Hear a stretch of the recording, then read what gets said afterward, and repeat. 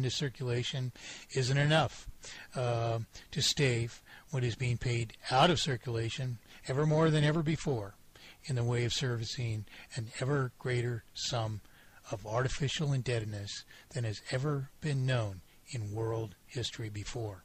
Falling prices lead to falling wages. It lets the steam out of the economy, and you start spiraling downward. Falling prices don't lead to falling wages. Falling wages lead to falling prices. Falling wages of industry, falling wages of markets make it unaffordable to afford even sustainment of prices, which are necessary, in the least, to maintain margins of solubility by which industry would survive. So as industry fails, it's forced to sell its production to a failing market. The market can't afford it. The prices decline. Further contributing factor, of course, is deflation of the circulation. But the major contributing factor, the fundamental cause, is this artificial multiplication of artificial indebtedness, because it's what erodes the capability to sustain industry, to sustain employment, to sustain just wages. There is no natural reason for all of these things to be failing other than this obfuscation of the currency, the very purpose of which is what Bernanke is here to deceive us is in our favor, when in fact it's for the benefit of a few who are perpetrating one of the greatest and unforgivable thefts in all of history, not just of free enterprise and the very possibility of prosperity for this and future generations, but a theft of representative government across the world, because no government which is perpetuating these systems of exploitation serves its people. Exactly. Sure enough, then. That's deflation, and that's what happened in the Great Depression. The reason, of course, that that's what happened in the Great Depression was because the system reached its finite lifespan, its terminal stages of its finite lifespan. The creditworthiness of the people to sustain a vital circulation was exceeded. They could no longer afford to borrow further, and so the compromisation of creditworthiness resulted in an inability to maintain a vital circulation. And so, as they paid out of circulation the terminal sums of principal and interest which they were obligated to pay on this terminal sum of debt, beyond which they could not borrow further to maintain a vital circulation, the circulation deflated. This is the result of this obfuscation of the currency. The ultimate stages of this finite lifespan are destruction of creditworthiness, under which it's mathematically impossible to maintain a vital circulation by any legitimate means. And so the system collapses under a terminal phase of deflation.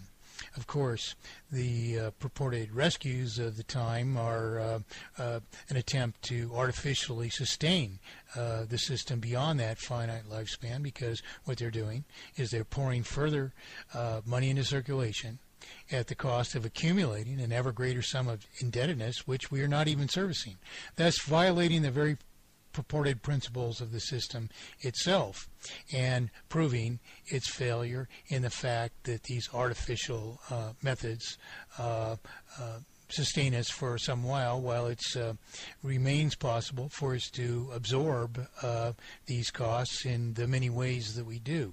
But likewise, as these means of artificial sustention have their limitations as well, the system engenders its own failure despite them. And yet, at best, what we could hope for is that these methods of artificial sustention sustain us at this terminal limit of the lifespan where we are being raped to the greatest degree that we can possibly be raped for an ever greater time. So these men are not after a solution, and that's why they're not discussing a single relevant principle. This discussion is entirely evasion. It is entirely of no service to you whatsoever. It leads to nothing but the perpetuation of this crime as if it's in your behalf. How great a danger is that now? Now, as I've just explained, it's an imminent and unavoidable danger. It's an imminent and unavoidable, inevitable consequence of the system. So now, how thick will the lies be? Well, I would say at this point, because the Fed is acting, I would say the risk is pretty low. The only reason that the Fed is acting is the fact that this deflation is occurring right now, and that the impetus or cause of this deflation is so great that so much deflation would occur as to be terminal to our economy. This is the only reason that the Fed is acting. So then, the real question is not that whether this can occur, because it is occurring. He's denying it. The question is, given this obfuscation of the currency, how is it even possible to maintain a vital circulation without multiplying any initial sum of artificial falsified indebtedness into a terminal sum of artificial indebtedness, which is the present cause of failure, and which must manifest in a destruction of creditworthiness, which makes it mathematically impossible to maintain a vital circulation according to the requisites of the purported system. In which case, in the ultimate phases of this failure, you have just the deflation, which is inevitable, and this man is saying there is no danger of. But if the Fed did not act, then given how much inflation has come down since the beginning of the recession, I think it would be a more serious concern.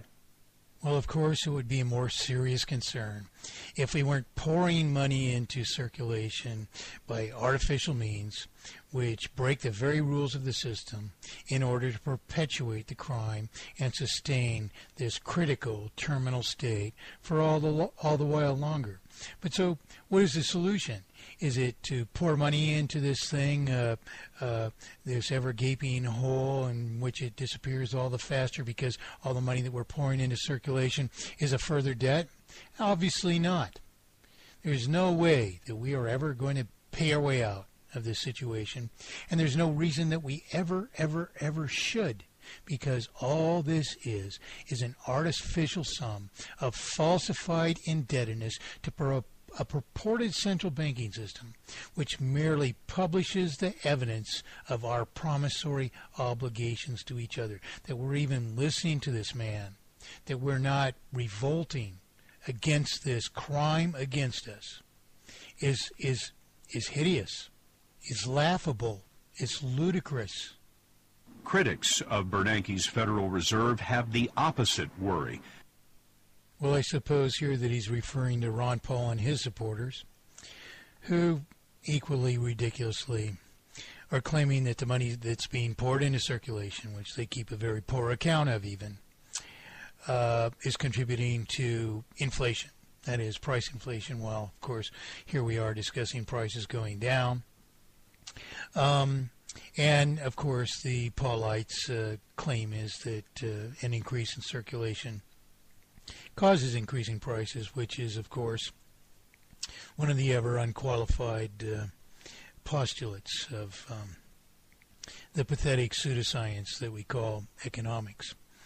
In fact, no credible authority can claim that circulatory inflation is even existing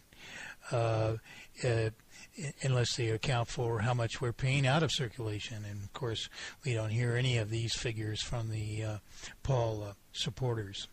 So on both sides of the argument, we have preposterous tales, and we have a complete irreverence for the relevant facts, which are this fundamental process which all of us can realize exists in just examining the nature of the currency, that it comprises an implicit obligation to pay more out of circulation than exists in circulation, which causes us, so long as we can service these initial debts, to multiply the debts into further debt and ultimately terminal debt by perpetually reborrowing principal and interest as perpetually greater sums of debt, perpetually increased so much as periodic interest on an ever greater sum of debt until we fail. But so the alternate claim that we're suffering circulatory inflation is equally invalid and equally irrelevant. But after all, if the Paul faction was correct, obviously we would be awash in money, and obviously, too, that is absolutely not the case. It is for a dire lack of money that we are suffering, that we're losing our industry, that we're losing our jobs, that we're losing our homes. And so the problem is not inflation, as Mr. Paul constantly claims. The problem is deflation, and the fact that that is the final stage of the terminal lifespan, the inherently terminal lifespan of this obfuscation of the currency, which Mr. Paul himself supports. He's an advocate of banking. They say that the $600 billion and holding down interest rates could overheat the recovering economy. That preposterous assertion should piss you off. After all, how can we be damaged by recovering too quickly? And worse, perhaps, what pathetically hapless people would ever buy that line from anyone? Causing prices to rise out of control. To be clear, then, recovery does not cause prices to rise out of control. Artificial multiplication of falsified indebtedness into terminal sums of falsified indebtedness causes prices to rise out of control. Recovery only allows us more so to afford those impossible prices, which nonetheless will inevitably result in the terminal failure. Some people think the $600 billion is a terrible idea. I know that some people think that. What I think they're doing is they're looking at some of the risks and uncertainties associated with doing this policy action. What I think they're not doing is looking at the risk of not acting. Which, of course, would mean that Bernanke is cognizant of the fact that not acting on solution makes him guilty of the failure. Many people believe that could be highly inflationary, that it's a dangerous thing to try. Well, But, of course, it can't cause circulatory inflation unless it increases the circulation. And the prevention of deflation is, in fact, why they're pouring this money into circulation. So the real problem is if inflation is such a threat, that is price inflation, which is what these fellows are alternately discussing. If price inflation is such a threat, then the problem is the Federal Reserve itself, because perpetual multiplication of artificial indebtedness in proportion to a circulation or remaining capacity to service debt is the fundamental cause of price inflation. It's the only thing, and it's an entirely unnatural thing, which causes prices to rise beyond our control. So Bernanke's at fault here. fear of inflation, I think, is way overstated. We've looked at it very, very carefully. We've analyzed it every which way. One myth that's out there is that what we're doing is printing money. We're not printing money. The amount of currency in circulation is not changing. Well, if you believe then that they've looked at it very, very carefully, you'd have to believe that they're lying through their teeth then, if this is what they're telling us. Because, of course, if they looked at it very, very carefully, they realize that interest multiplies artificial indebtedness in proportion to a circulation, perpetually increasing the cost of sustaining industry, requiring industry to perpetually increase its prices in order to maintain margins of solubility. The inability to do that is the very reason, any further that is the very reason for the present failure.